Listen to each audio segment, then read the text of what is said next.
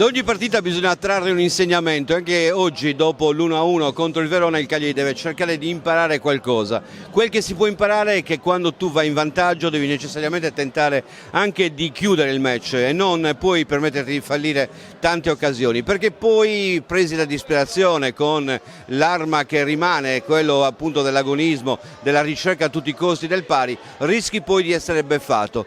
La beffa è andata a metà quest'oggi per il Cagliari perché è stata raggiunta peraltro da un episodio che ha visto protagonista negativo Pisacane, ma poteva finire peggio e questo è l'aspetto che poi si può anche dire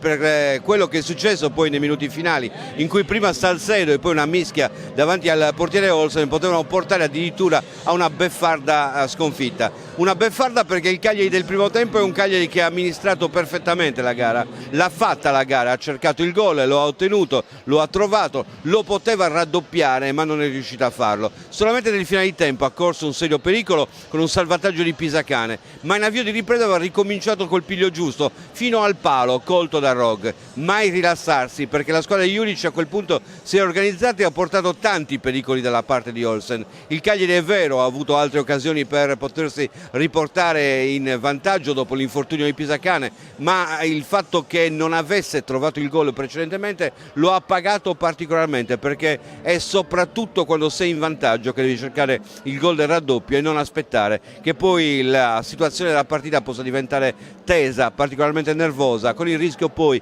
che esponendoti al contropiede vai a prendere anche cocenti delusioni, quella che ripeto che oggi è stata evitata dall'errore di Salcedo e dalle parate di Olsen. Insomma, il Cagliari che si è visto è un Cagliari che mostra ancora le qualità di cui abbiamo spesso parlato, però deve fare un salto di qualità, deve maturare una consapevolezza diversa e deve riuscire anche a essere lucido anche quando sta vincendo, non solamente quando sta inseguendo il risultato. Un segnale, un messaggio, un insegnamento, perché comunque è una squadra che deve crescere e deve crescere dalle situazioni positive, ma deve crescere anche imparando dalle situazioni negative.